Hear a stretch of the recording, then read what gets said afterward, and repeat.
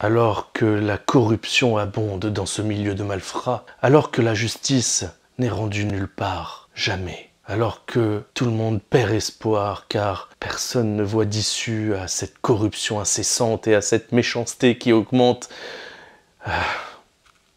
Monkey Man s'est levé pour dire stop. Monkey Man s'est alors levé pour dire « Cela suffit maintenant, je ferai ce qu'il faut et je rendrai justice. » Car oui, la vengeance et la justice sont des cousines qui viennent de la même famille. Oui, aujourd'hui les amis, nous parlons de Monkey Man, le film avec Dev Patel.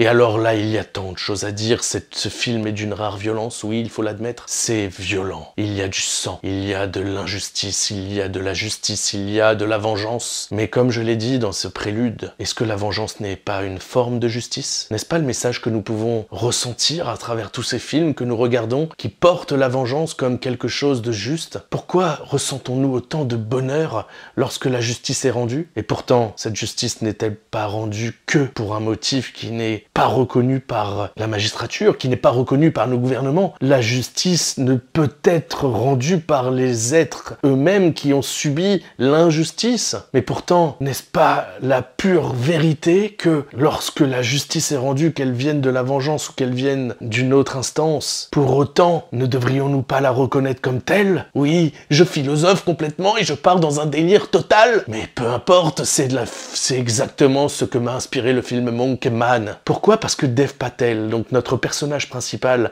se retrouve dans une situation terrible. Et notre garçon va être un boxeur, va être un combattant. Et il va tout le temps perdre des combats pour gagner un peu de sous face à des adversaires plutôt médiocres ou en tout cas moins bons que lui. Et il va faire ça petit à petit jusqu'au jour où il va trouver le moyen d'infiltrer le milieu mafieux pourri qui est responsable du meurtre de sa mère. Mais nous, on n'en sait pas tellement là-dessus. On sait que sa mère est morte parce qu'on l'a vu ça dans le synopsis, mais on n'en voit pas tellement plus. Et on voit qu'il va essayer, lui, de se venger petit à petit et de monter un petit peu un plan, mais tout va mal tourner et les choses vont partir en vrille. Et à un moment donné, il va devoir se dépasser. Voilà, je n'en dirai pas plus sur le scénario, je vous en ai déjà beaucoup trop dit. Mais alors, on va avoir donc des scènes avec beaucoup d'imagination pour manifester la violence de l'environnement dans lequel ils sont. C'est-à-dire qu'en fait, en Inde, on n'a vraiment pas envie d'y aller. On est dans un milieu où on ressent une pauvreté, un poids pesant, très lourd, qui nous dégoûte finalement. Et on est dans un milieu malsain au possible, où des femmes sont exploitées, où les gens sont prêts à tout pour vaincre la pauvreté. Enfin, c'est terrible. Et du coup, on a notre personnage principal qui, lui, n'a qu'un seul objectif, donc s'en sortir, mais en faisant cela, venger sa mère. C'est son seul objectif. Et il est prêt à tout pour ça. Mais le problème, c'est qu'il faut avoir les moyens de le faire. Et la vengeance, c'est pas toujours aussi simple que ça. Donc, il va falloir se dépasser. Et c'est ce qu'il va faire, notre Monkey Man. Et donc, on a des méchants assez charismatiques. On a vraiment des scènes d'action vraiment bien chorégraphiées. Bien que j'ai quand même quelques reproches à faire à ce niveau-là, car pour moi, il y a des moments où on voit que c'est chorégraphié. On voit que les coups ne sont pas portés, etc. Ça se ressent. Il y a un petit défaut à ce niveau-là, je tiens à le dire, mais ça reste quand même assez exceptionnel. Et puis, on est dans une ambiance qui est maintenue en permanence, qui est très, très pesante. Et franchement, rien que pour ça, le film vaut d'être vu.